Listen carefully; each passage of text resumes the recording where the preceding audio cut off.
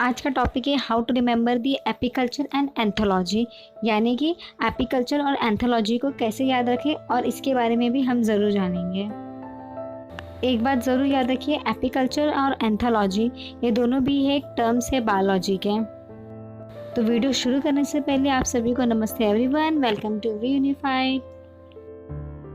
तो सबसे पहले एपिकल्चर टर्म को जानना है तो एपिकल्चर के टर्म्स को रीड करना बहुत ज़रूरी है। Apiculture is a branch of biology that deals with the rearing of honey bee for Honey. Apiculture को कैसे याद रखना है और उसका मतलब क्या है वो हम आगे देखेंगे वीडियो के।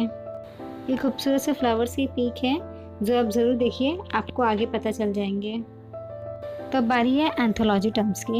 एंथोलॉजी टर्म्स को जानना है तो सबसे पहले रीड करना ज़रूरी है। Anthology is a branch of biology that deals with the studies of flowers and flowering plant. और अब हम जानेंगे एंथोलॉजी को कैसे याद रखना है और उसके टर्म्स के मतलब क्या है। तो हमेशा की तरह जैसे कि मैंने एक बुक ले लिया है, पेन ले लिया है और बुक्स में लिख दिए हैं कुछ वर्ड्स। तो सबसे पहले हम जानेंगे एपिकल्चर, एंथोलॉजी।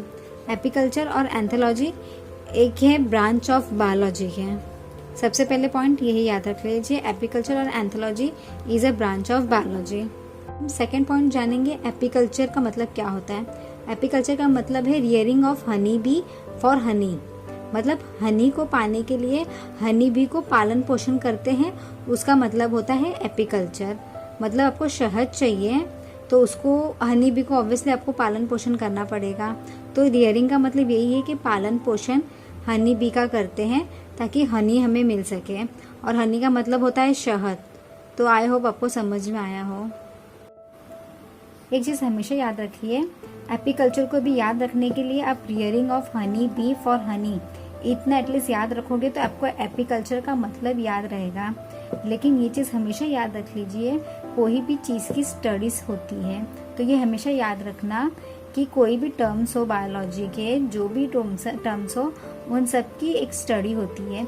ये एक शॉर्ट्स में लिखे गए हैं, rearing of honey bee for Honey, इसका मतलब एपिकल्चर होता है। लेकिन ये ज़रूर हमेशा याद रखिए कि इन सब की स्टडीज़ होती है, मतलब पूरी तरीके से याद रखा जाए तो हर चीज़ की स्टडीज़ होती है। ये सिर्फ शॉर्ट्स में रखा है ताकि आपको याद रहे कि एपिकल्चर को एक्चुअली इस तरीके से हम याद रख सकते हैं। एपिकल्चर को याद रखना है तो rearing of honey bee for Honey, मतलब हनी बी को पालन पोषण करेंगे तब हमें हनी मिलेगा, तो उस चीज़ की स्टडीज़ को एपिकल्चर बोलते हैं। ये हमेशा याद रखिए, या फिर कोई भी टर्म्स हो हमेशा याद रखना उसकी स्टडीज़ होते ही है, हर चीज़ की स्टडीज़ होती हैं। सिर्फ शॉर्ट में याद रखने के लिए उसको थोड़ा सा शॉर्ट कर देते हैं। तो अब थर्ड पॉइंट है जो कि है एंथोलॉजी। एंथोलॉजी का मतलब होता है studies of flower and flowering plant. इसके बाजू में मैंने एक फूल बनाया है ताकि आपको थोड़ा सा याद रहे। तो आप हमेशा याद रख लीजिए, जो भी पौधे हैं जिसमें फूल उगते हैं या फिर कोई भी फ्लावर है उसके बारे में जो स्टडीज होती है उसको एंथोलॉजी बोलते हैं। कर लेते हैं एपिकल्चर और एंथोलॉजी के बारे में हम फटाफट रिकॉल कर लेते हैं। तो सबसे पहले point is a branch of biology. लेकिन ब्रांच ऑफ बायोलॉजी के आगे बढ़ने से पहले ये चीज़ याद रख लीजिए, एपिकल्चर और एंथोलॉजी ये दोनों भी टर्म्स हैं और ये दोनों भी टर्म्स की स्टडीज़ होती है। सिर्फ एपिकल्चर और एंथोलॉजी को कैसे याद रखना है इसके मैंने शॉर्ट्स में सिर्फ एक्सप्लेन किए गए हैं।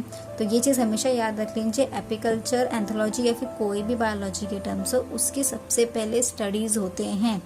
सिर्फ ये अभी मैंने एपिकल्चर आपको कैसे याद रखना है वो मैंने लिखा है।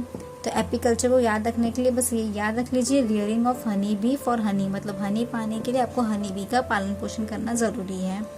एंथोलॉजी का भी सेम प्रोसीजर है कि studies of flower and flowering plant, मतलब कोई भी चीज़ के बारे में मतलब कोई भी फ्लावर हो या फिर फ्लावर के मतलब पौधे में, जो भी पौधे में फ्लावर्स उगते हैं उसके बारे में स्टडीज़ करने के लिए एंथोलॉजी बोलते हैं। तो बस ये याद रख लीजिए हमेशा के लिए, कोई भी टर्म्स हो बायोलॉजी के या फिर कोई भी अनदर सब्जेक्ट्स के भी हो, हर चीज़ के टर्म्स होते हैं, उसकी स्टडीज़ होती है, बस याद करने का तरीका डिफरेंट होता है। तो प्लीज़ आप अपने खुद से 1-2 बार प्रैक्टिस कीजिए अपने हाथों से और लिखिए 2-3 बार, खुद 1-2-3 बार रीड कीजिए, आपको ऑटोमेटिक सारे याद हो जाएंगे। मिलते हैं अगले वीडियो में, तब तक अपना ध्यान रखिए। Thank you for watching video. नमस्ते।